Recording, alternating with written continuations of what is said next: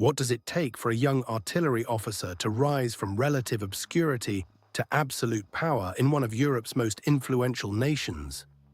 In 1799, France was exhausted, politically unstable, economically fragile, and militarily stretched. Out of that chaos emerged a man whose ambition and strategic brilliance would reshape Europe: Napoleon Bonaparte. In today's video, we'll examine, step by step, how Napoleon took power in France. We'll explore the collapse of revolutionary government, his military reputation, the political maneuvering behind the scenes, and the dramatic coup that ended the French Revolution and launched a new era in European history.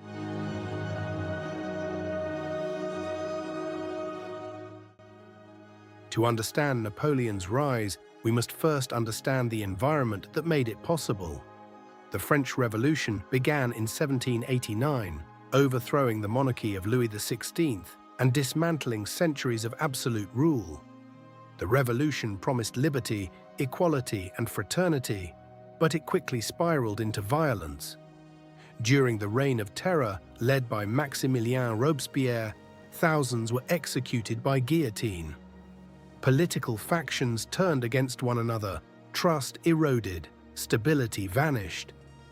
By 1795, France was governed by a new system known as the French Directory. It was designed to prevent dictatorship by spreading power among 5 directors. But the Directory was deeply flawed. It struggled with corruption, it faced constant royalist and Jacobin opposition. The economy was unstable. France remained at war with multiple European coalitions. France needed stability. Many believed only a strong leader could provide it. Napoleon Bonaparte was born in Corsica in 1769, just after the island became French territory. He trained as an artillery officer and quickly demonstrated extraordinary military talent. His first major breakthrough came in 1793 at the Siege of Toulon, where he helped recapture the city from royalist forces backed by Britain. His success earned him promotion. But his true national fame came during the Italian campaign of 1796 to 1797. Commanding the army of Italy, Napoleon defeated larger and better equipped Austrian forces through rapid movement, bold tactics, and psychological warfare. His victories were decisive and widely publicized. He didn't just win battles, he controlled the narrative. Napoleon wrote directly to newspapers, portraying himself as France's savior. Soldiers adored him, civilians admired him, politicians feared him. By 1797, he was not merely a general, he was a national hero. In 1798, the Directory sent Napoleon on a campaign to Egypt. Officially, the goal was to threaten British trade routes to India. Unofficially, many directors wanted him out of France. He had become too popular. The Egyptian campaign was militarily mixed.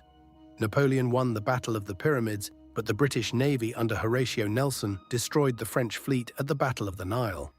Stranded in Egypt, Napoleon faced a difficult situation. But in 1799, hearing of political crisis in France and military setbacks in Europe, he made a bold decision. He abandoned his army and returned to France. Remarkably, he was welcomed not as a failure, but as a hero returning to save the Republic. Why? Because France was desperate, the Directory was collapsing, military defeats were mounting, economic instability worsened, political conspiracies flourished. The stage was set for change. The turning point came in November 1799. One of the directors, Emmanuel Joseph Sieyès, believed the existing constitution was unworkable. He wanted a stronger executive branch and sought a general who could support a political restructuring. He chose Napoleon. Together with key allies, including Napoleon's brother Lucien Bonaparte, they planned a coup d'état.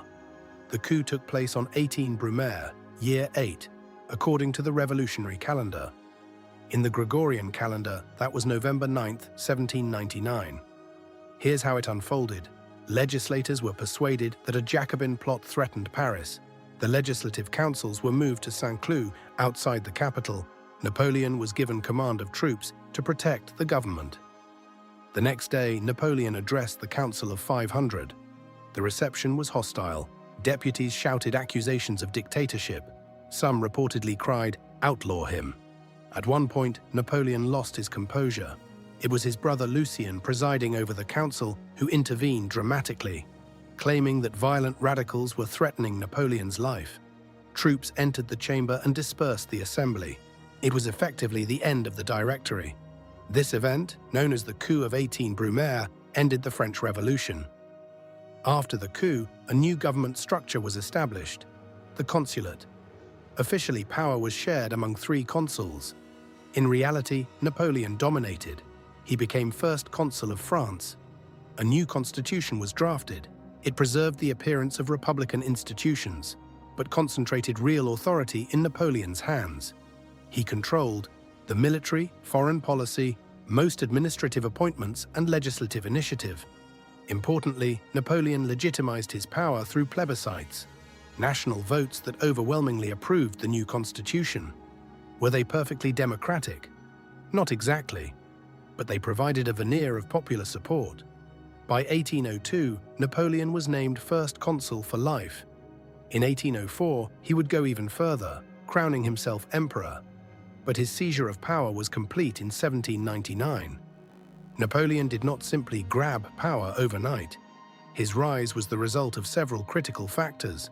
Military prestige, victories in Italy made him indispensable. Political instability, the Directory's weakness created opportunity. Elite support, figures like Sieyès needed a strongman. Public fatigue. After a decade of revolution, France wanted order, personal ambition and charisma. Napoleon believed he was destined to rule.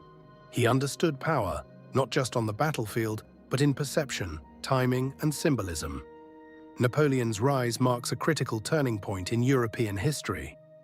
The French Revolution began as a movement to dismantle monarchy and authoritarian rule. Yet within 10 years, France found itself under the control of a single dominant leader. Was Napoleon a defender of the revolution or its betrayer? Historians still debate this question. What is certain is that in November 1799, through calculated risk, political manipulation, and military presence, Napoleon Bonaparte transformed himself from general to ruler and changed the course of history. If you enjoyed this deep dive into one of history's most dramatic power shifts, don't forget to like, subscribe, and let us know in the comments what historical moment you'd like covered next. Thank you for watching.